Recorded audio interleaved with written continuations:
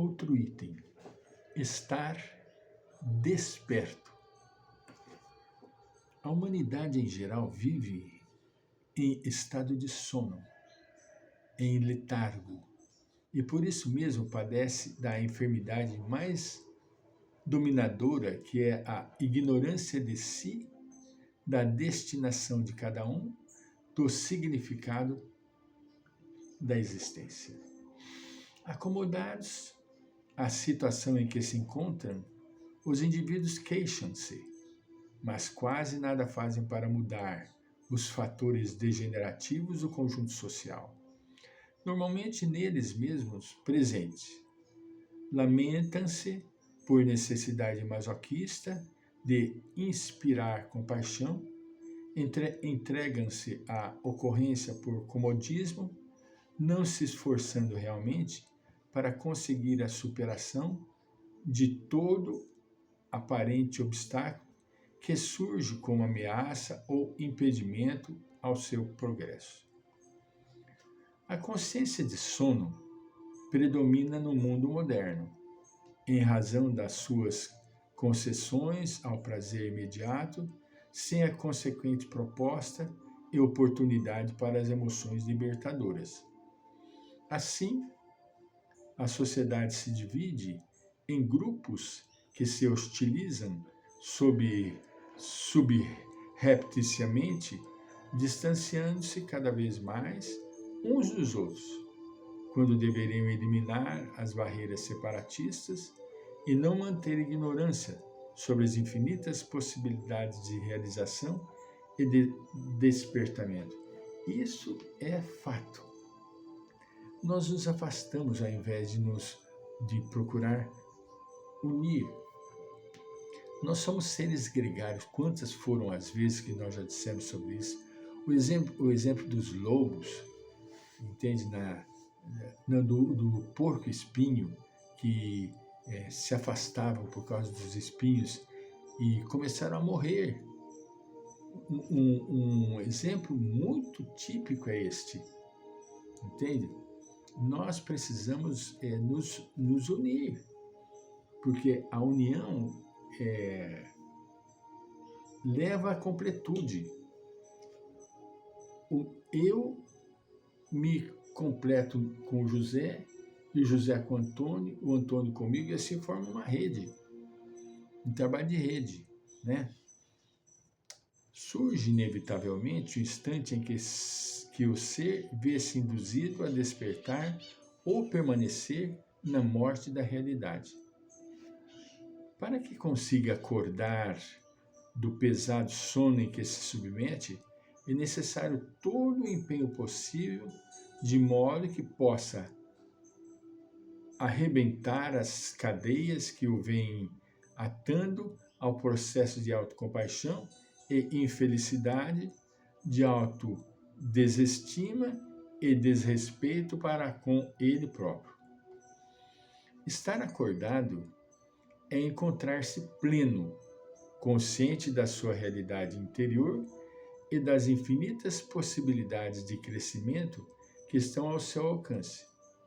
Libertar-se dos medos que o imobilizam na inutilidade, redescobrir a alegria de viver e de agir, ampliar o campo da comunicação com a natureza e todos os seres, multiplicar os meios de dignificação humana, colocando-os ao alcance de todos, submeter-se à eloquente proposta de iluminação que pode encontrar em toda parte.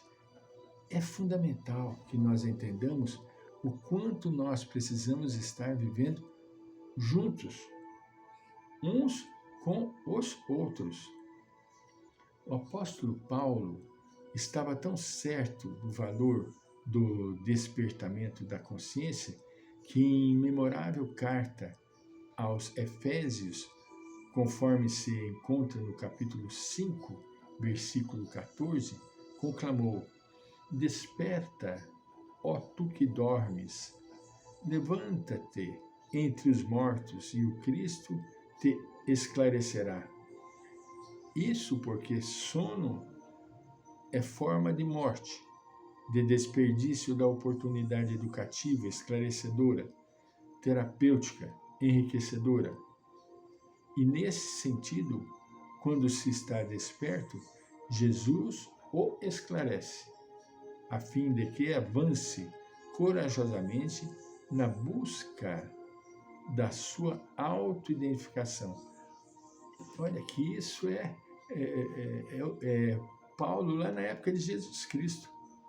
Todos os triunfadores foram e são pessoas despertas para a sua atividade, o seu compromisso para com a vida, conscientes do próprio valor, sem os pieguismos e fugas psicológicas de autodesvalorização, de autopunição, desfraldando o estandarte da coragem, partem para a batalha a que se entregam, superando os vícios e desenvolvendo as virtudes no campo imenso da consciência, qual a proposta feita por Krishna a Arjuna no Bhagavad Gita, essa maravilhosa canção de dignidade psicológica e saga de um triunfador sobre as próprias paixões.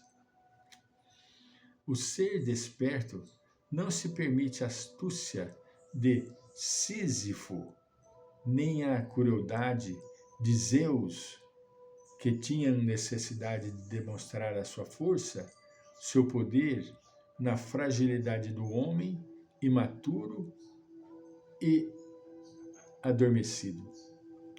Quando o príncipe Siddhartha Gautama fez-se Buda, portanto, quando se permitiu iluminar, porque acordou do letargo após uma das suas preleções educativas, foi interrogado por um discípulo: Senhor, já encontrastes Deus?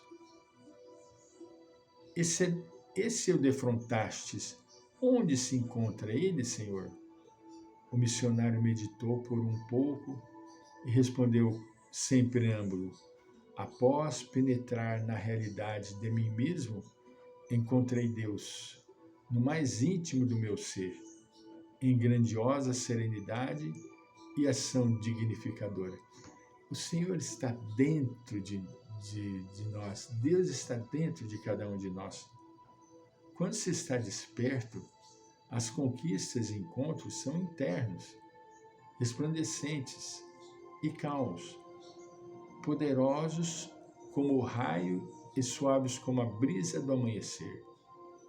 Portadores de vida, conduz o indivíduo na direção segura de si mesmo, fazendo que possa compreender os que dormem e não se interessam pela decisão de entender-se ou compreender a finalidade da existência. Tampouco se irrita ou se enfastia ou se perturba com aqueles que o agridem, que o perseguem, que buscam afligi-lo. Maria de Magdala despertou. Maria de Magdala despertou. Perdão, saiu do meu controle aqui. Desculpa.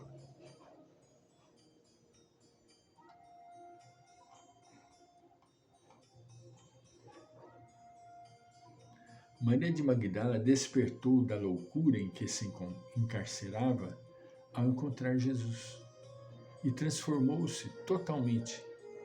Paulo de Tarso despertou após o chamado de Jesus e nunca mais foi o mesmo. Francisco de Assis aceitou o convite do Mestre e renasceu, abandonando o homem velho e tornando-se cantor da natureza. Leonardo da Vinci, Galileu, Newton, René Descartes, Pasteur, Albert Schweitzer e muitos outros nos vários campos do pensamento, da ciência e da arte, da religião e do amor, após despertarem para a realidade, alterarem a própria rota e erguerem a humanidade para um patamar de maior beleza e de mais ampla felicidade. Estar desperto significa encontrar-se construindo, livre de preconceitos e de limites, aberto ao bem e à verdade, e de que se torna vanguardeiro divulgador. Esses citados, de todos eles, todos são fantásticos, né? Arjuna, Krishna, Albert Schweitzer, Paulo de Tarso, todos ao toque magnífico de Jesus se despertaram. Na culminância nós vamos encontrar Maria de Magdala, porque Maria de Magdala levava uma vida totalmente desvirtuada. Além de ser uma meretriz, ela tinha o vício do álcool, que era o vinho, né? Naquela época era o vinho. E abandonou tudo para seguir Jesus. E nunca mais o abandonou. Voltaremos para encerrar.